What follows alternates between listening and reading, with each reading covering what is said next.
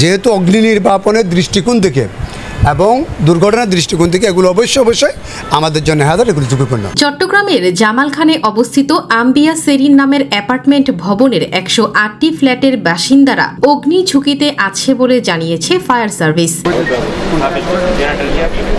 আজ 3 আগস্ট সোমবার Chittagong fire service ও civil ডিফেন্সের উপসহকারী পরিচালক আব্দুল মান্নানের নেতৃত্বে একটি টিম ভবনটি পরিদর্শন শেষে সাংবাদিকদের একথা জানান। অগ্নি প্রস্তুতি নির্বাপনের 2003 অনুযায়ী একটা ফায়ার সেফটি প্ল্যান থাকার কথা, কিন্তু আমরা সেই প্ল্যানেরও কোনো ধরনের কপি ওনারা কেউ আমাদেরকে দেখাতে পারেনি। প্ল্যান তো নাই, তাদের নিরাপত্তার স্বার্থে অগ্নি নির্বাপনী ব্যবস্থাটির মধ্যে আমরা গুটি কয়েক বহনযোগ্য অগ্নি নির্বাপক যন্ত্র দেখেছি যেগুলো কার্যত অকার্যকর, যেগুলোর মেয়াদও শেষ হয়ে গেছে অনেক আগে, যেগুলো আসলে এখন মুহূর্তে কোনো কাজ করবে না। সত্যিকার অর্থে আমরা আসলেই একটি ইনসিডেন্ট না করলে খুব বেশি কেউ ওয়াকিফাল না, যেহেতু এই ভবনে একটি যে বহনযোগ্য অগ্নি নির্বাপক যন্ত্রগুলো রয়েছে সেগুলো অকার্যকর, সুতরাং একটি দুর্ঘটনা হলে স্বাভাবিকভাবেই আমরা এটিকে নিরাপত্তা বলে, যেহেতু অগ্নি নির্বাপনের দৃষ্টিকোণ থেকে এবং দুর্ঘটনার দৃষ্টিকোণ থেকে এগুলো অবশ্যই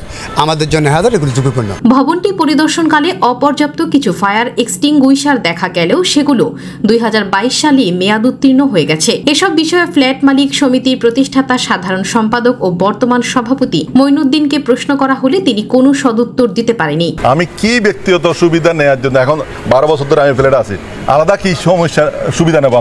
আমি এখানে সুবিধা একটাই নিতে যাচ্ছি, সেটা হচ্ছে আমার এখানে আগুন লাগলে আমরা আগুন থেকে বাঁচতে চাই। মেইনটেনেন্সের টাকা কে নেয়? অ্যাসোসিয়েশন নেই, কমিটি নেই।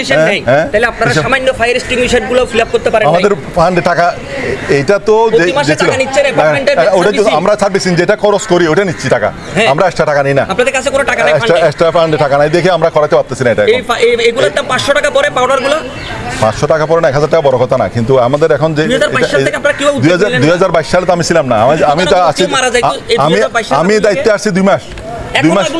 এখন আগুন লাগলে ওই জন্য আমরা এগুলো ঠিক করার জন্য তো মাসে মাসে মেইনটেনেন্সের জন্য টাকা নিলেও বিগত 3 বছর যাবৎ সামান্য ফায়ার এক্সটিংগুইশার রিফিল না করার দায় ফ্ল্যাট মালিক সমিতির, সেক্ষেত্রে কোনো দুর্ঘটনার দায় তিনি এড়াতে পারেন না বলেই মনে করছেন সচেতন মহল। অনামিকা চৌধুরী, খবরের চট্টগ্রাম।